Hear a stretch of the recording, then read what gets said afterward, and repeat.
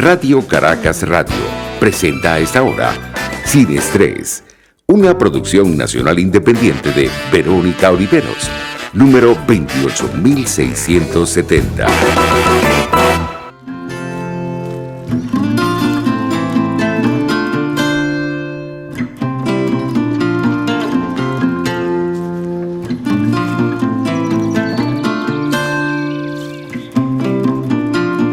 Creo que no es bueno llevar el pasado de compañero en el puesto de al lado. Algunos dicen que la vida es un viaje, será mejor disfrutar del paisaje. A todos nos gusta mirar hacia atrás, pero yo escojo no verte más. Me voy buscando una suerte mejor, voy a arrancar el retrovisor. Muy buenas tardes a toda nuestra audiencia. Bueno, arrancamos con un tema, vamos a decir, rescatado. Porque bueno, el retrovisor, mis queridos amigos de Caramelos de Cianuro, año 2003, búsquenlo por ahí en el disco Frisbee, ese que vino después de Miss Mujerzuela.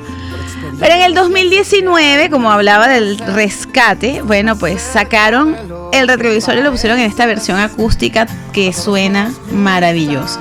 Pero lo importante y lo que yo rescato de este tema del retrovisor es precisamente eso de tener el pasado sentado al lado a veces no es tan bueno. Así que, como Aciel, también escojo mirar hacia adelante. Qué bonito mensaje. Y con este, bueno, comienza Sin Estrés el día de hoy, la revista radial de Radio Caracas Radio. Quienes hacen posible este espacio: en la dirección general de la estación, Jaime Nestares; en la gerencia de producción y en la producción de este espacio, Catherine Manzano; en los controles, Gregorio González; y quien les habla, Verónica Oliveros. Ustedes se pueden comunicar con nosotros atentos a sus comentarios a través del Twitter de la emisora, @RCR750, el Twitter del programa, @SinEstresRCR, mi Instagram, mi Twitter, @VeroOliveros.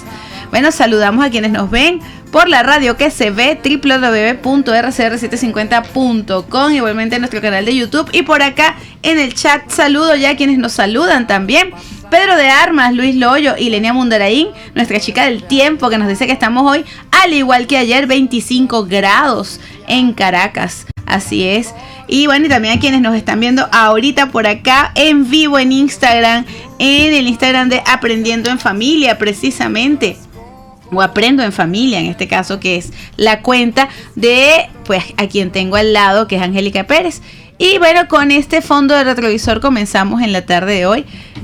Primeramente, dándole, el feliz año, Angélica. Feliz año para ti, para la audiencia y para todos los que nos acompañan en la cabina. Así es. Tenemos, arrancando esta semana con esos saludos, con esos abrazos, con esas bendiciones y esos parabienes tan necesarios para agarrar impulso. Como sabemos, el año pues arranca con conflicto, lo sabemos, lo entendemos, y como lo dije ayer, pues cada uno de nosotros es responsable de su propia parcela. Así que qué importante trabajar esto. Y precisamente en la tarde de hoy les recuerdo que Angélica Pérez, quien está aquí a mi lado, ella es terapeuta del lenguaje, licenciada en educación integral, terapeuta holística. Una maravilla, porque no solamente va a trabajar la situación que puede llevarte a la consulta, sino todo lo que es la familia, el acompañamiento y los procesos emocionales, que son importantísimos para el logro del éxito. Así es. Y bueno, en la tarde de hoy vamos a hablar de algo que yo estoy segura que muchos conocen o han escuchado, está muy en el tapete. Vemos que ahora, si se quiere un diagnóstico frecuente, probablemente tiene que ver con tanto estímulo externo que tenemos, que no teníamos, por ejemplo, en los 60, los 70, los 80, y que ahora, pues, en este milenio nos vemos rodeados de cosas que nos ponen dispersos, muy dispersos. Yo siempre he dicho que si en mi época hubiera existido el diagnóstico, yo creo que yo estaba metida allí. Lo que ha hecho que acá sea multitasking ahora, ¿no? Pero estoy hablando precisamente del trastorno de déficit de atención e hiperactividad, que muchas veces lo conocen por sus siglas TDAH. Y de eso vamos a hablar precisamente en la tarde de hoy con Angélica. Angélica, antes de hablar de todo lo que son las manifestaciones, cómo darnos cuenta si nuestro chico, nuestro hijo, qué edades son las básicas. Vamos primero a explicarle a quienes nos están viendo y nos están escuchando qué es el TDAH. Okay. El TDAH es un trastorno del neurodesarrollo congénito, quiere decir hereditario. Uno de los dos padres, un tío o un familiar cercano lo padece. Ah, mira qué interesante, es hereditario. Es hereditario y se gesta en la infancia. Aparece en el desarrollo de la infancia. Todas las escuelas, al menos todos los salones de clases tienen al menos un niño con TDAH. O sea, ahorita es muy común porque hay muchas más investigaciones. Se ha hecho más cercano a los padres el uso de las redes, el uso del internet y poder constatar que algo pasa con sus chicos, que no atiende, que se le olvidan las cosas, que pierde la lonchera o que pierde mucho los lápices, que no se acuerda lo que dijo la maestra, que no se acuerda lo que tiene que hacer para terminar o concluir una tarea, que se levanta mucho de su puesto de trabajo. Son algunas manifestaciones más cercanas. Otros niños tienen manifestaciones emocionales, que son los que tienen la hiperactividad más marcada, que explotan a la menor provocación, que son irritables, que emocionalmente no se pueden autorregular, es decir, llegan a visitar a alguien y van tumbándolo y agarrándolo todo, cuando ya deberían tener suficiente sentido común para saber que están en un lugar en el que no les corresponde tomar algo, que hay unos límites que no los pueden respetar, no porque no quieran, sino porque no tienen esa inhibición cerebral. En su cerebrito pasa algo, sus cerebros no son como los neurotípicos, que no somos nosotros, que no los tenemos. Ellos tienen ciertas características, ciertas condiciones que no le permiten autorregularse. Entonces hay que tener un poquito más de paciencia. Los papás de los niños con TDAH se les dice superpapás, porque son papás que tienen que tener muchísima más capacidad. Y muchas herramientas, ¿no? Y muchas estrategias y herramientas que no tienen. Claro. Porque sus otros hijos no tenían la necesidad de tener herramientas más con más detalles. Y eso es algo que estás comentando es bien interesante, porque no necesariamente si yo tengo 4 hijos, los 4 van a tener TDAH. Generalmente es uno de ese grupo. Y tampoco quisiera también que aclaráramos ese punto, si está asociado a alguna parte del espectro autista o no necesariamente. No, pueden cursar, o sea, puede haber comorbilidad. ¿Qué quiere decir comorbilidad? Que yo tengo TEA y también tengo TDAH, pero son dos condiciones totalmente distintas. Puedo tener TDAH sin tener TEA. Entonces no es lo mismo. Pero sí son trastornos del neurodesarrollo. ¿Qué quiere decir eso? Que hay una parte en mi cerebro que no funciona como un cerebro neurotípico, y de allí viene la neurodiversidad. De allí viene ese paradigma que está muy de moda. Hay una cosa, Angélica, bien interesante, porque es algo que hemos escuchado con el siglo. ¿Quiere decir que antes del siglo XXI no había TDAH? Sí lo había. ¿Qué pasa? Que con el avance de las redes sociales, el avance del internet y también nuevas investigaciones, se ha dado a conocer. Uno dice, cónchale, todo el mundo tiene, esto es una epidemia. No es que sea una epidemia, sino que es más común. Entonces los niños que decían, no sabemos por qué se comporta así, es tremendo, no puedo con él, no tiene calma, quiere trepar las paredes. No sabíamos qué era, pero ahora sí ya sabemos qué pasa. De hecho, en algún momento llegué a leer un artículo que me pareció bien interesante en una escuela de Islandia, que también ahí han trabajado mucho lo que es la integración, lo que es el niño con TEA o con TDAH o con algún tipo de trastorno, como bien decías, que no es neurotípico, pues también está incluido dentro del salón de los neurotípicos. Y era que al niño con TDAH se le sentaba en un pupitre con pedales. De modo que mientras que está moviendo las piernas, obviamente está pues concentrado en lo que está trabajando sobre la mesa, porque está teniendo algún tipo de movimiento. Acá no vemos esas herramientas en el aula, por ejemplo. Exactamente. Así es, tenemos un poquito de desfase con respecto a lo que es un aula de clases actual, lo que debería ser. O sea, debería una maestra poder tener muchísimas más herramientas dentro del salón. Deberían tener cada niño su laptop o su tabla o estas herramientas que les permiten tener movimiento mientras trabajan, porque ellos no pueden estar sin movimiento. Lo que se hace acá o se le dice a las maestras es que los niños, primero que todo, en la mañana, a primera hora, se hagan las tareas más complejas, de manera que la atención que puedan tener la utilicen en ese momento, porque ya después a mitad de mañana o al final de la tarde no la van a tener. Y después las que desean de mediana complejidad, y por último juegos tranquilos o juegos. Llega un momento, Angélica, que el niño se va adaptando al proceso o a la rutina que consiste en la escuela, en hacer las tareas, en estar en casa con actividades, y baja un poco los niveles de déficit de atención. Sí bajan. Sí bajan en la medida de que tengamos ciertas condiciones que ellos tengan que aprender. Por ejemplo, hay que anticiparle las cosas para que ellos emocionalmente se tranquilicen y sepan a lo que van. Por ejemplo, ahorita... Y no cambiarles el plan. Sí, no se les puede cambiar la rutina porque ellos se pueden irritar. Claro, claro. ¿Ok? Pero en la medida de que su cerebro madure, ellos también van a ir madurando. Importante. ¿Ok? Exacto, no es una sentencia. No es una sentencia. Que van a estar todo el tiempo en esta situación de alguna manera que algunos padres sienten como que es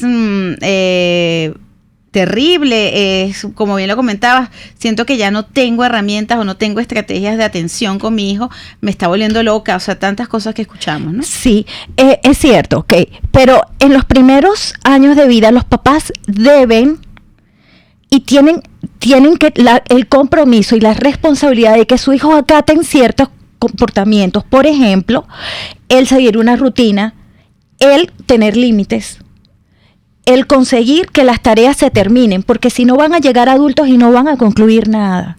Eso tienen ellos que enseñárselos, porque no es como un cerebro neurotípico que tú pones a un niño y el niño sabe que tiene que terminar la tarea. De todas maneras, lo que estás diciendo tampoco se escapa para los neurotípicos. O sea, es importante en la crianza poner límites, rutinas, hábitos, disciplina. Así es. Pero fíjate que tengo en la consulta mamás que me dicen, yo no me tuve que sentar con el primero. Él sabía lo que iba a hacer y yo vigilaba, yo supervisaba y era él solito, pero ahorita tengo que estar pendiente absolutamente de todo. Yo le dije, bueno, es así, tienes que estar pendiente, por eso eres una supermamá ahorita. Y yo las motivo a que tienen que cumplir su rol de la mejor manera posible, ¿ok?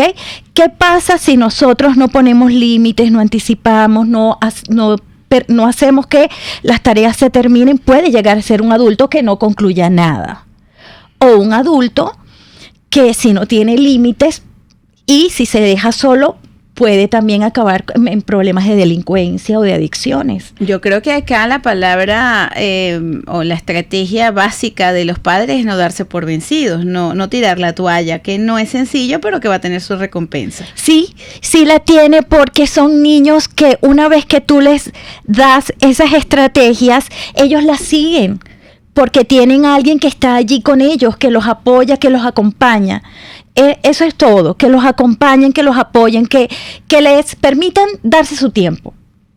Importante. Que les permitan darse su tiempo, porque el tiempo para ellos es muy valioso, porque no lo tienen, para ellos el tiempo no existe. Entonces, si tú le das el tiempo, ellos te lo van a devolver. ¿Cómo? Haciendo lo que tú le estás pidiendo. Es importante el reforzamiento positivo. ¿Y cómo diferencias un niño inquieto, un niño tremendo, un niño que es travieso, vamos a decir así, de un niño que tiene trastorno de déficit de atención e hiperactividad? Y la otra pregunta, cuando vengamos al regreso del corte, es: ¿siempre va ligada la hiperactividad al trastorno? Eso me lo responde al regreso. Ya venimos con más acá en Sin Estrés, aprendiendo en familia, sin estrés. Enseguida volvemos con Sin Estrés, la revista radial de RCR.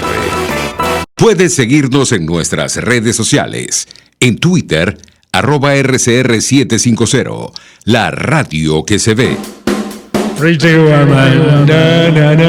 La gran estilista Teresa está al frente de su salón de belleza Tarina, con su maravilloso equipo de profesionales peluqueras y manicuristas en el salón de belleza Tarina. siempre vas a lograr el look de la mujer bonita. Está en la planta alta del Centro Comercial Galerías Prados del Este. Ven para que te consientan. Pide tu cita por el 0414-222-6577. Salón de Belleza Tarena. Atención como tú lo mereces, con todo cariño. Pretty Woman. Ellos sí que no saben nada. Y así nos va. El espacio donde se tocan los temas más candentes de interés político y nacional. Y así nos va. En este programa, la picardía y el humor inteligente son los protagonistas. Pura cabilla. Lara y Hernández descosen y revelan los secretos más oscuros del acontecer político. Y así nos va. De lunes a viernes a las 4 de la tarde. Por RCR 750 AM. RCR 750 AM. Porque lo bueno une. Volvemos a nuestra hora de relax. Una hora sin estrés. Así es, estamos de regreso acá en Sin Estrés. Saludo a mi mamá que está en sintonía, Marina de Oliveros, Betty Soto también. Por acá, Maybe Paz nos da un testimonial, diría yo. Y ella dice, mi hijo hoy tiene 21 años, siempre con apoyo de psicopedagogo, de psicólogo, siempre supervisado. Y hoy en día no dura en los trabajos y no tiene un oficio o esa universidad. Me imagino que hablamos de estudios universitarios. También es posible que con todo el apoyo pues logremos que o no logremos que este hijo nuestro con TDAH pues de alguna manera se encamine. La idea es insertarlos en el trabajo y que sean independientes y que puedan velar por sí mismos. Generalmente cuando este tipo de situaciones ocurre hay una comorbilidad, que no todo el tiempo los papás lo saben, pero por ahí debe haber una comorbilidad o también tenemos niveles, tenemos en el TDAH niveles, leve, moderado y severo, también depende qué tipo de TDAH tenga él. Y en este caso la hiperactividad siempre va a ir acompañada del trastorno de déficit de atención o pueden ir separados, o sea puede haber un TDA sin la H. Puede haber un TDA sin la H. La H o la hiperactividad, lo que te dice es que hay un componente emocional. El componente emocional es que hay irritabilidad, hay dificultades para autorregularse. En cambio, el TDA es un niño que es desatento.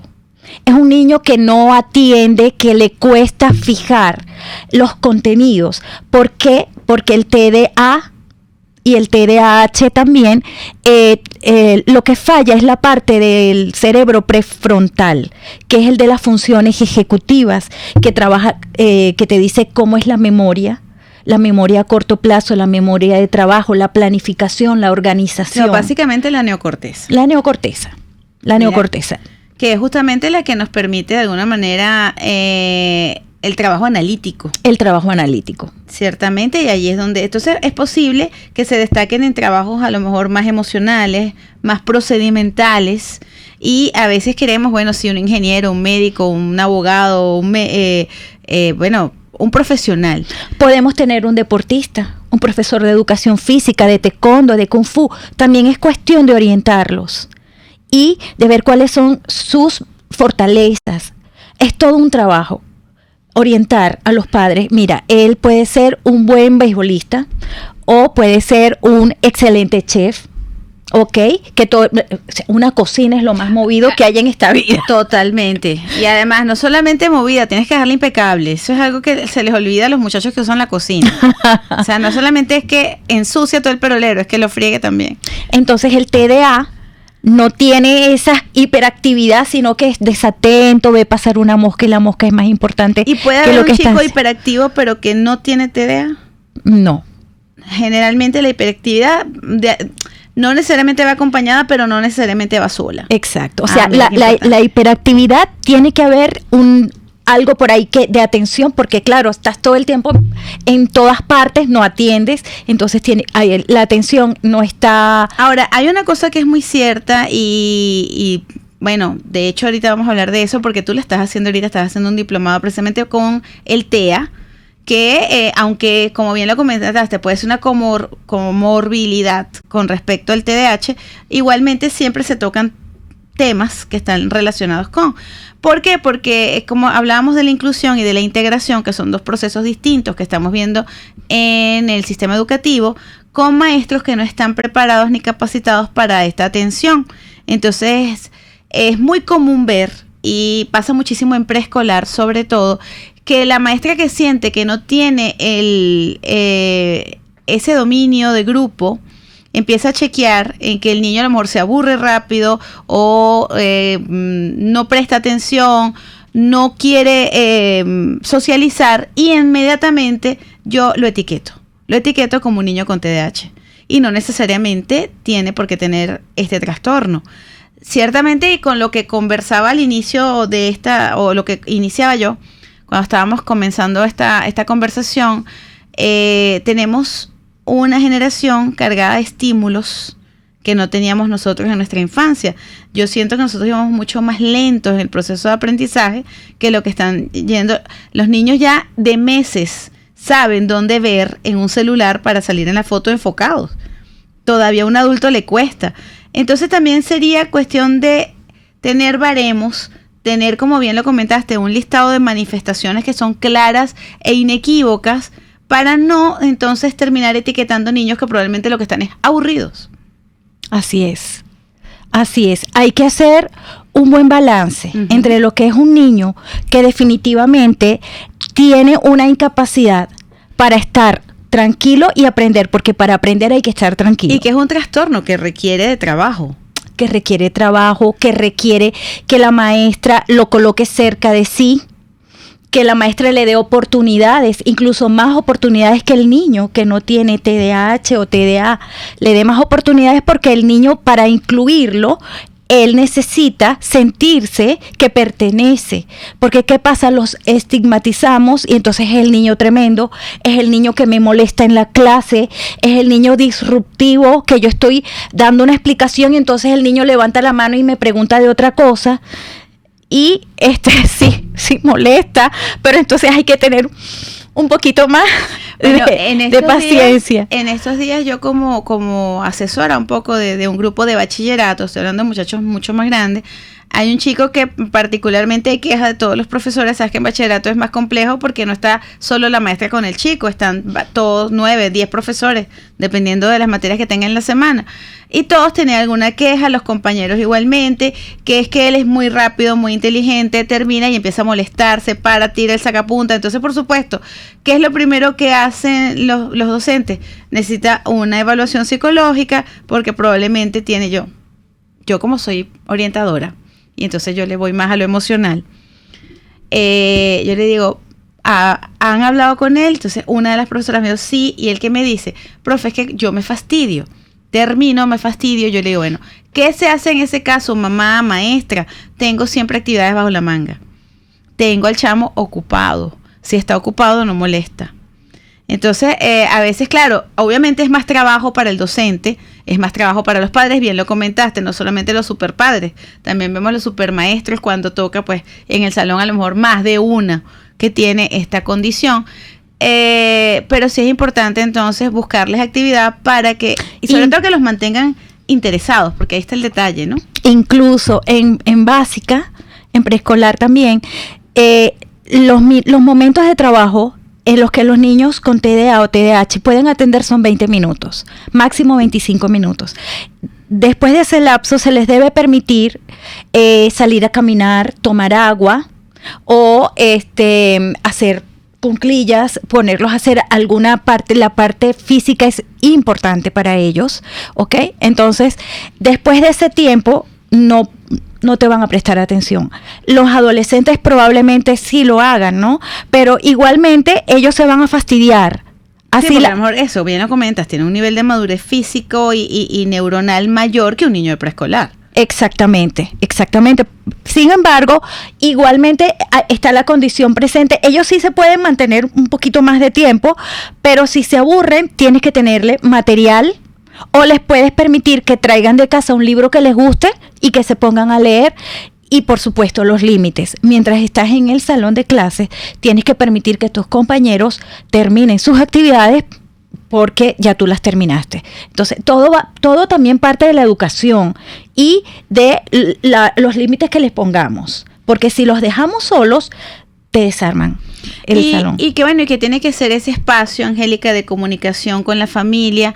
Yo tuve la oportunidad de ver, no quise involucrarme mucho, la actuación, por ejemplo, de la mamá de este chico, y obviamente ella estaba muy a la defensiva, porque también entonces está la situación de la frustración como madre, y entiendo perfectamente que puedan sentirse, oye, que es que mi hijo me llaman a cada rato, me tienen todo, siempre es una queja, siempre, bueno, ya lo hemos visto con todos los médicos, no encuentro cómo apoyarlo, y encima de eso también me regañan en la escuela.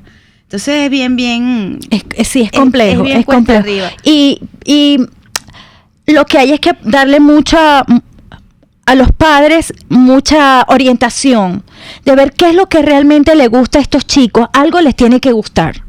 Y allí está el nicho, allí está donde podemos a ellos motivarlos, porque ellos carecen muchas veces de una motivación interna. La motivación viene de afuera, del refuerzo positivo. Y si en lugar de refuerzo positivo vas a encontrar siempre una queja, una crítica, estarlo juzgando, entonces ¿qué le dejamos a estos chicos? Es como darle la vuelta y buscar justamente hacia dónde se quiere dirigir él. Maybe nos comenta que él ha pasado por todo lo que estamos conversando, que es muy inteligente, que le gusta llevar la contraria, porque también está esa parte del síndrome oposicionista, ¿no? Sí. Y lo vemos y es tan común. O sea, lo increíble es que es muy común, pero todavía los maestros y los padres no estamos de alguna manera capacitados para abordar todas las situaciones que comprenden. Yo lo comentaba porque ciertamente por ejemplo, a nivel de la UPEL, del Pedagógico de Caracas, que es, bueno, mi alma mater y donde trabajo, en función de eso, pues el agente de educación especial tiene un diplomado en este momento que tiene que ver con autismo, pero yo estoy segura que esto se puede ampliar o se puede incluso llevar también a todos estos trastornos que existen, son reales, están ocurriendo y que no tenemos padres, maestros, directivos. Mira la historia de este niño con Asperger que se termina suicidando porque se sentía bulleado incluso por los adultos significativos de su escuela. Entonces todos necesitamos de alguna manera ese trabajo, ¿no? Sí, es importante estos espacios de difusión, que los maestros se sientan acompañados, que los padres vean esto como una ventanita, donde puedan llamar por teléfono y hacer preguntas. Generalmente estos niños ameritan digamos que una fundación, una organización donde los papás puedan hablar y conversar y desahogarse. Y unirse y ver que no están solos. Hay padres que piensan que solamente le está pasando a ellos esta situación y como vuelvo, yo creo que lo he dicho como 10 veces en esta media hora, es más común de lo que pensamos. Es muy común. En ese sentido, Angélica, y bueno, y agradecida con la atención que hemos generado por este tema, ¿cuáles son tus redes para que quienes quieran trabajarlo, quienes sientan, sobre todo los que tienen niños pequeños que están en este momento como que cayendo en cuenta que ese comportamiento que tiene mi niño de 2 años, 3 años, como que se parece a esto de lo que estamos hablando? Ok, fíjense, mi Instagram es @aprendoenfamiliavenezuela. Yo les puedo dar mi contacto, mi WhatsApp, y allí pueden hacerme todas las preguntas que ustedes quieran, completamente gratis. Yo estoy aquí para brindarles un apoyo y una mano porque a diario tengo en mi consulta mamás desorientadas, claro, mamás que ameritan y quieren y necesitan ayudar a sus hijos, pero no saben cómo hacerlo.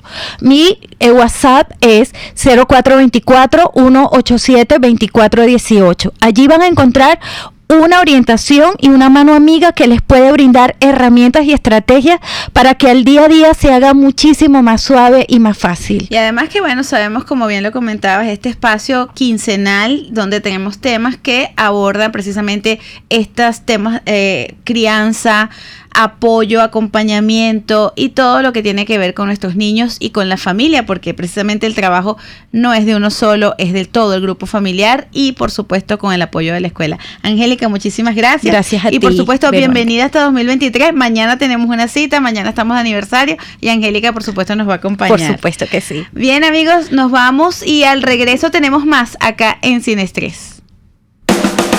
a recargar esa bebida que le acompaña. Volvemos luego de estos mensajes. Puedes seguirnos en nuestras redes sociales. En Twitter, @RCR750, la radio que se ve. El que sabe de sabor sabe de saber que Del Corso es la clásica pastelería italiana de Caracas. Qué ricos sus dulces típicos tradicionales, como los auténticos cannoli, la sfogliatella o la cola de langosta, no tienen comparación.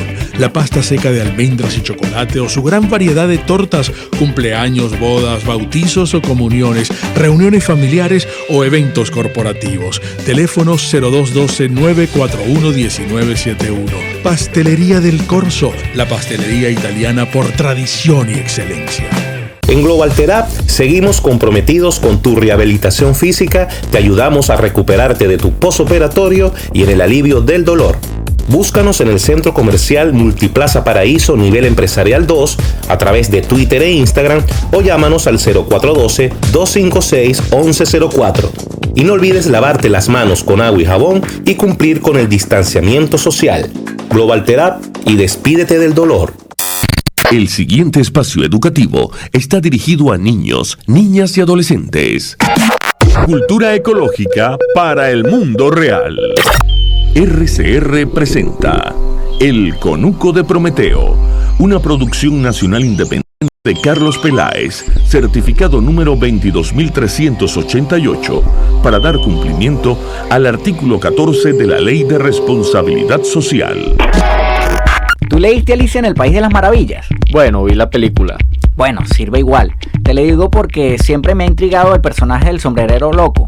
Yo pensaba que era un loco con un sombrero, pero resulta que es un personaje típico del siglo XVII en Inglaterra. ¿Había muchos locos con sombrero? No, pero resulta que los fabricantes de sombreros sí se volvían locos. Al parecer trataban las telas con nitrato de mercurio y el mercurio les dañaba el sistema nervioso. El mercurio es un problema serio para los animales y se va acumulando y amplificando en la trama trófica. Si tú te comes un pescado que tiene mercurio, es más tóxico que si te comes el mercurio puro. Hablando de eso, ¿por qué le ponen mercurio a los bombillos fluorescentes? Bueno, fíjate, un bombillo incandescente es básicamente un cable muy fino que cuando le pasa electricidad se calienta tanto que emite luz. Pero el mercurio, en cambio, es un metal líquido en vez de sólido. En el tubito de un bombillo ahorrador hay mercurio y cuando le pasa corriente se calienta y se vuelve gaseoso. Hace una especie de cablecito gaseoso. ¿Y eso emite luz? Eso emite luz ultravioleta que excita al fósforo blanco de las paredes del tubo y así se genera la luz. Bueno, pero entonces volviendo a lo del mercurio, un bombillo ahorrador es muy peligroso, ¿no? Más o menos. El mercurio de los bombillos ahorradores hay que manejarlo con cuidado, pero es muy poco en realidad. De hecho, usar bombillos incandescentes produce más contaminación con mercurio que usar ahorradores. Ya va, ¿cómo es eso? Porque para fabricar un bombillo incandescente se usa tanto mercurio como para uno ahorrador, solo que el mercurio lo suelta a la fábrica y no se lo pone al bombillo. Además, el incandescente consume mucha energía y eso implica quemar más combustible fósil y esa es una de las peores fuentes de contaminación de mercurio que hay. Bueno, ahora estoy demasiado confundido. O sea que todo eso de que los bombillos ahorradores son el diablo es pura paranoia. Bueno, te lo pongo así. Si se rompieran todos los bombillos ahorradores del mundo, el mercurio liberado no sería nada comparado con el que sueltan los volcanes, la minería o la industria odontológica. Bueno, pero eso no quiere decir que uno deba tirarlos a la basura y ya, ¿no? Claro, se supone que uno es un agente responsable con el ambiente. Recuerda que el mercurio se acumula en el cuerpo y cada poquito de mercurio debe ser dispuesto correctamente. ¿Y si se rompe un bombillo ahorrador? No dejes entrar a las mascotas o a los niños y airea la habitación media hora. Luego recoge los pedazos con guantes y lava muy bien el piso donde se rompió. Eventualmente el mercurio se volatiliza y se va. ¿Y qué hago con un bombillo ahorrador que ya no sirve? En Venezuela debes llevarlos a Corpoelec. Se supone que ellos se los venden a empresas que reciclan el mercurio. Y mientras más mercurio reciclado se utilice, menos hay que extraer de la minería. Ese es el verdadero impacto ambiental de no botarlos a la papelera. RCR presentó El Conuco de Prometeo, una producción nacional independiente de Carlos Peláez, certificado número 22388, para dar cumplimiento al artículo 14 de la Ley de Responsabilidad Social. RCR 750 AM, porque lo bueno une. invitamos a sentarse cómodo y disfrutar. Estamos sin estrés. Así estamos de regreso acá en Sin Estrés y por supuesto a mi lado acá un muy buen amigo de la casa que él no puede faltar. Cuando empiece el año, así como uno hace propósitos y tiene compromisos también con la salud, uno tiene que tener compromisos. Y mi compromiso en particular es con el doctor Saúl Villasmil, a quien tengo aquí a mi lado. Él es, por supuesto, bioanalista, bioquímico, biólogo molecular, hormonólogo, jefe de la Cátedra de Bioquímica de la Escuela Luis Racetti de la Facultad de Medicina de la Universidad Central de Venezuela, profesor universitario, agregado, dedicación exclusiva, profesor. No, tiempo completo. Entonces son 18, ¿viste? No son 19. Okay. E investigador también. Aquí estábamos hablando de nuestros maravillosos salarios de las universidades públicas, pero bueno, no vamos a entrar en detalle. No, hay que luchar, no siempre hay que luchar. No me voy a deprimir todavía. Pero bueno, ¿por qué está acá nuestro doctor? Aparte, por supuesto, por desearle un muy feliz 2023. Y es que como director del laboratorio clínico LIC Biomol, que de paso lo recomiendo ampliamente, bueno, en otro programa donde soy políticamente incorrecta, digo que es donde me pullan. Así ya es. Lo dije en este. La cara de Gregorio. Para sacarme las muestras. Y la puyo yo. Y me puya él, así es. Pero bueno, allí precisamente lo que vamos a conversar en la tarde de hoy es de la importancia de estar al día con estos exámenes, con hacernos este chequeo anual. ¿Por qué, doctor Saúl, es como una tarea de enero? Yo creo que es algo como que lo ponemos como hábito, ¿o es lo más recomendable? La recomendación puede ser cualquier mes del año. Eso sí, primero que todo, buenas tardes. Un placer de estar con ustedes, placer de estar aquí otra vez contigo, de ser de los primeros invitados del año como de costumbre. Así es. En un tema que de verdad es bastante agradable. Y sí, bueno, como les decía, cualquier mes del año, pues es el mes que uno va a tomar para hacerse los chequeos médicos. ¿Por qué lo digo así? Porque uno tiene que tener planteado, por lo menos una vez al año, hacerse todos los exámenes, todas las evaluaciones médicas que se tiene que hacer, y eso evita que encontremos algo fuera de tiempo, es decir, que haya pasado mucho tiempo, por ejemplo, para el cáncer, por ejemplo, para algunas otras patologías como la misma diabetes. Entonces, es interesante que uno lo haga una vez al año.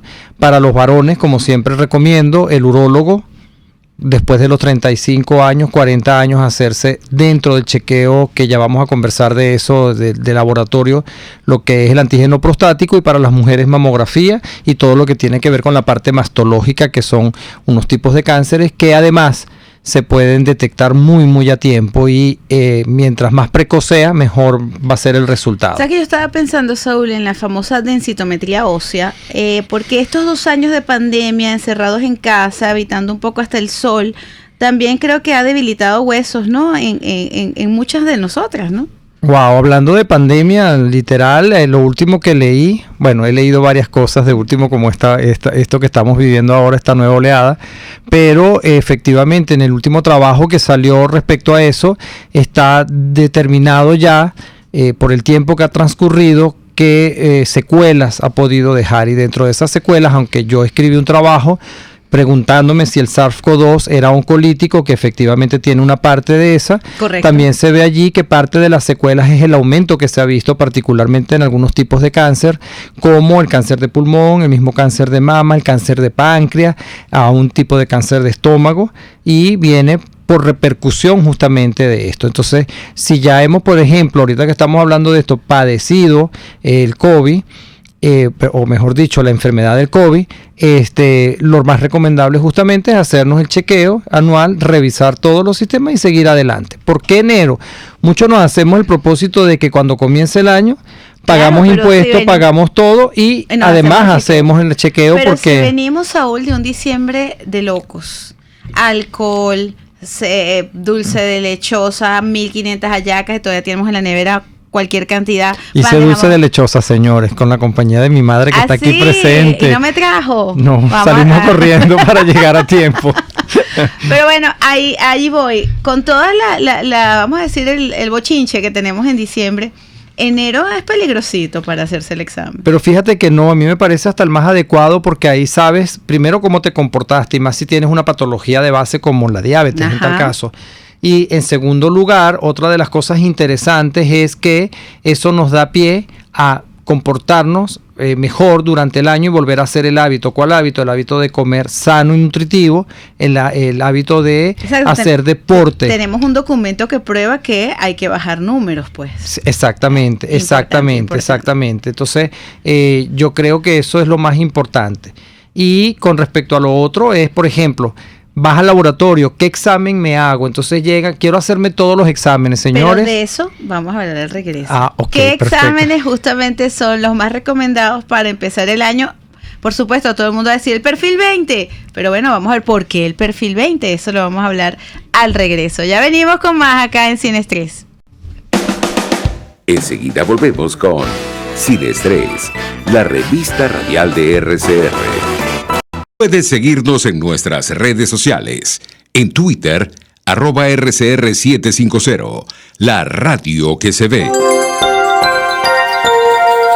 Es una interpretación de tendencias para tu signo zodiacal. Un espacio guiado por los movimientos planetarios y sus consecuencias. Acompaña a nuestros astrólogos a descubrir lo que le deparan los astros signo por signo. Guía Astrológica, todos los sábados, a partir de las 3 de la tarde, por RCR 750 AM. Voz de América. Información precisa, completa, veraz, objetiva e independiente. Directo a tu pantalla. De lunes a viernes, a las 2 de la tarde, por RCR 750. Moisés Naim en Efecto Naim. Hola, soy Moisés Naim desde Washington. Conéctese a rcr.tv. También nos puede seguir por @Efecto Naim en Twitter. Y estamos en Facebook y en Instagram. Y no olvide que puede disfrutar todos los contenidos del programa cuando usted quiera, suscribiéndose a nuestro canal de YouTube. Nos vemos en la radio. Los miércoles y viernes a las 7 de la noche. Solo por RCR 750 AM.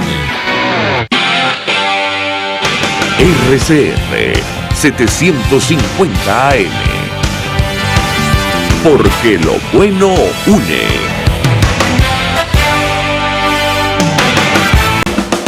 Volvemos a nuestra hora de relax. Una hora sin estrés. Estamos de regreso acá en Sin Estrés y estamos precisamente conversando con el doctor Saúl Villasmil de esos exámenes a principio de año. Como bien lo decía, es como parte de la rutina, pagamos impuestos, el derecho de frente, pues también vamos a chequear cómo está ese perfil. Y bueno, yo ya dije perfil, ya yo me lancé con ese examen. No, pero es que sí, porque el perfil 20 es algo muy importante para hacer y a eso era lo que iba, pero llegan al laboratorio y me dicen, doctor, necesito hacerme todos los exámenes. Y yo me alegro porque yo digo, aquí sí me voy a volver millonario. Exacto, cambio el carro. Bueno, vamos. Sí, le sacamos toda la sangre, además no le dejamos una gota de sangre. Pero no es así tan fácil, es decir, hay un grupo de exámenes que son buenos evaluar, inclusive chequearlos antes de ir al médico si es lo que usted quiere. Yo recomiendo muchas veces, vaya al médico, que el médico lo evalúe, que es el deber ser, y el médico diga qué tipo de examen le manda a hacer. Primero, por ahorrar costos. Y segundo, porque no solamente es un perfil 20, que es muy bueno porque trae una serie de parámetros que van a evaluar una serie de sistemas, pero de repente el médico necesita algo en particular. Por decir algo, en los varones, el PSA. ¿Por qué?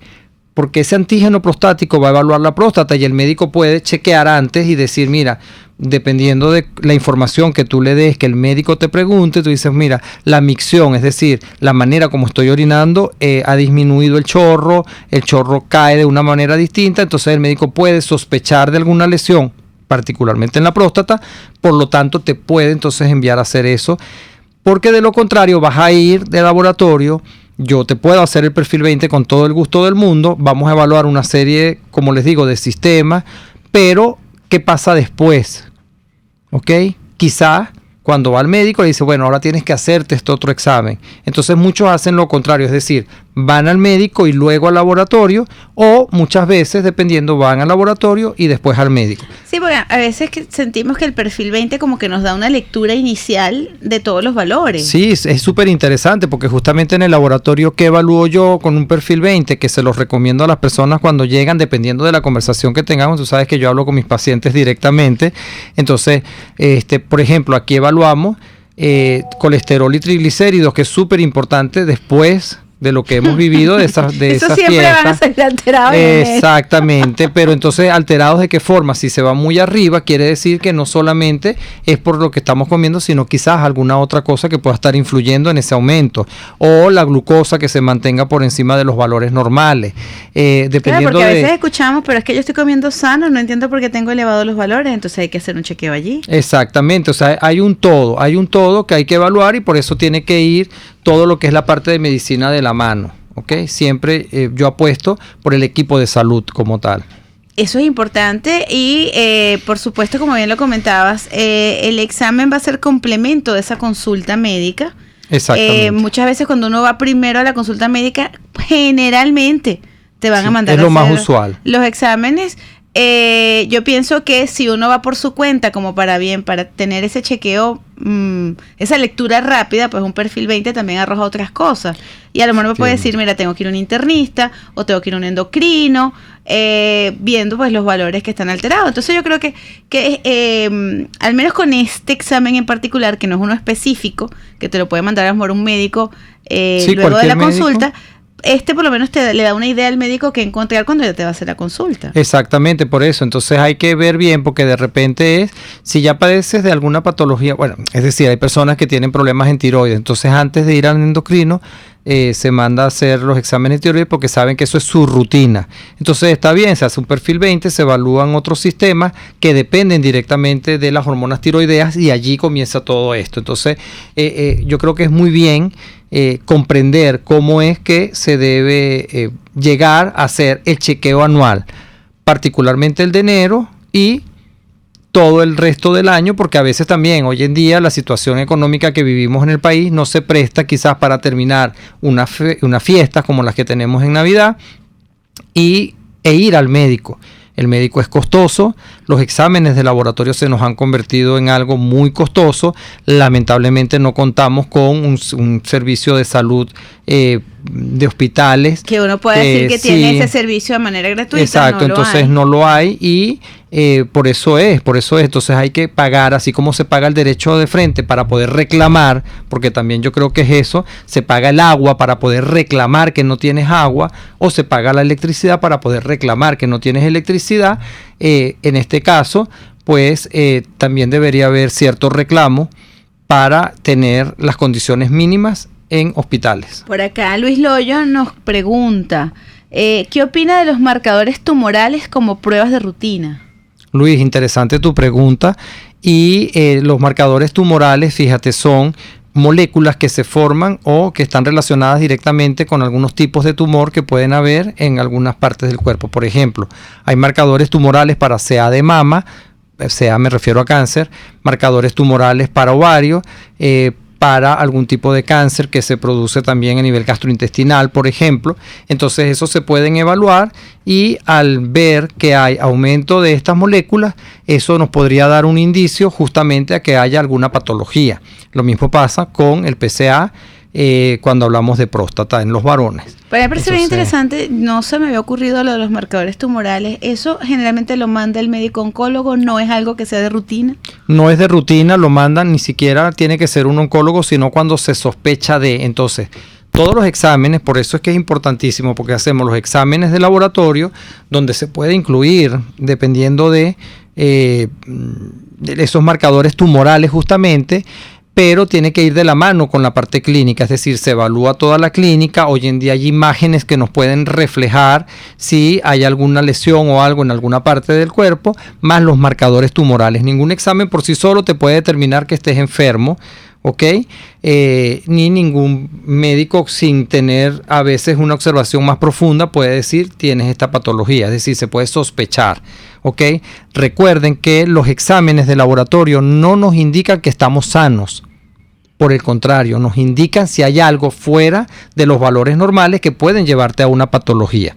Es importante, ¿Okay? Entonces, exacto. Y no solamente todo. quedarse con eso, porque, es que como que hay un índice o hay unos valores, yo estoy entre los valores, estoy bien, no necesariamente, porque fíjense, a veces también incluso tomar algún tipo de medicamento puede llevar a que haya aumento de algunos valores y eso es lo que se está esperando para poder evaluar. Entonces, llegar y decir, no, yo estoy bien porque tengo estos valores normales o porque estos son los valores adecuados para una persona de cierta edad, es falso. Para eso hay el estudio, para eso se compromete todo el equipo médico a evaluar y analizar cada uno de los pacientes.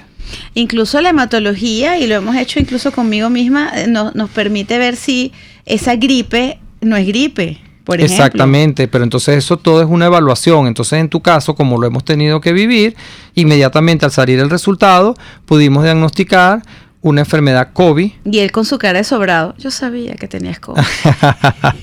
Y además entonces hay que hacer, por ejemplo en COVID, además del examen para corroborar que realmente tienes la enfermedad, también una placa de tórax que se sigue utilizando porque aunque la nueva variante o las nuevas variantes a partir de la Omicron han afectado más el tracto superior respiratorio, pues hay unas que también pueden afectar o siguen afectando la parte pulmonar. ¿Y cómo lo vas a ver? A través de una radiografía. Bueno, de hecho eso es otra invitación, doctor, porque por ahí la XBB habla de que como que es más contagiosa. Muchísimo más virulenta, pero hasta ahora no hay ningún indicio de que sea o que produzca una enfermedad más fuerte. O que sea más mortal, exacto. Entonces eso es importante porque a lo mejor estamos en una epidemia, no nos estamos dando cuenta, ya no estoy hablando de pandemia, sino que de repente no es que el frío, el cambio de clima, todos tenemos gripe y probablemente no es gripe. Lo más seguro es que no sea gripe, sobre todo por cómo se comporta. Recuerden, y voy a decirlo acá en este momento, que lo importante es evitar sobremanera padecer la enfermedad, justamente por las secuelas que puede dejar, como las que le mencioné con respecto al cáncer, o cualquier otra, por ejemplo, daños a nivel del páncreas que terminan llevando al paciente a ser diabético. Estos son ejemplos. Importante, y es que precisamente ya sabíamos desde el inicio que los mayores afectados eran las personas hipertensas y con diabetes. Y los psiquiatras lo saben también, o sea, afecta al sistema límbico y eso lleva a depresión, por ejemplo. Pero ansiedad. La depresión puede durar un corto tiempo, la tratas con el médico y te ayuda porque, bueno, son momentos, toca ese sitio justamente este virus, pero hay otras que pueden durar mucho más. Y recuerden que también hay un tipo de padecimiento COVID que es prolongado, que no se sabe, a veces dura 6 meses, a veces dura 8 meses, dura un año y medio. Y esto se los digo porque además como el tiempo ha transcurrido ya lo suficiente desde el inicio hasta ahora, pues lo vemos. Y con esta cierro, ¿es conveniente hacerse pruebas de saber si tuvimos o no tuvimos el COVID, si tenemos los anticuerpos o no? Si estás vacunado deberías tener anticuerpos. A veces es importante tenerlo dependiendo también de los casos porque lo podemos evaluar y saber más o menos en qué porcentaje lo tenemos, porque si no hay que vacunar nuevamente. Recuerden que el virus tiene unos sitios llamados de mutaciones calientes, pues que hay cambios muy rápidos como los de la gripe, los de la influenza, y por lo tanto pues a veces hay que ver cómo se hace. Por ejemplo, esta XBB 1.5, esa adquirió la facilidad de evitar o pasar por un ladito al sistema inmunológico y producir la enfermedad. Por eso es que es tan virulenta. Claro. Pero al tener los anticuerpos, pues se evita que la enfermedad pues vaya más allá. Dios, este cuento nunca acabar. Qué impresión con el señor coronavirus. Muchísimas gracias, Saúl. Gracias. De verdad que para mí es muy, como siempre te lo digo, es muy pedagógico escucharte, porque yo creo que tenemos claro cuál es la importancia, por qué y las razones por las cuales tenemos que hacer ese chequeo anual al menos. Sí, anual, no necesariamente el de enero, pero sí, es como decir, empezamos la dieta en enero, esa es la que se denomina famosamente la dieta de enero, pero al final o no la comenzamos o la dejamos a los 2 días, entonces no es empezar un lunes, no es empezar en enero, es simplemente comenzar, darse la oportunidad de comenzar. Mañana voy a comer torta por el aniversario del programa, ¿qué necesidad comenzar antes? Yo empiezo después del 11 de enero. Seguro que sí. y hasta septiembre que celebramos el cumpleaños. Es correcto, en octubre es que empiezo Pues- yo a hacerme el examen porque digo, lo hago con el cumpleaños. Seguro. Saúl, muchísimas gracias. Esta es tu casa y por supuesto seguro que vamos a tener mayores No, conversaciones muchísimas acá. gracias a ustedes de verdad y gracias por la atención y por las preguntas que siempre son tan atinadas. Así es. Bueno, amigos, nos toca despedirnos. Lo hacemos a nombre de Jaime Nestares en la dirección general de la estación, en la gerencia de producción y en la producción de este espacio, Catherine Manzano, en los controles Gregorio González y quien les habló como cada tarde de lunes a viernes y de 3 a 4 de la tarde, Verónica Oliveros. Nos escuchamos y nos vemos mañana.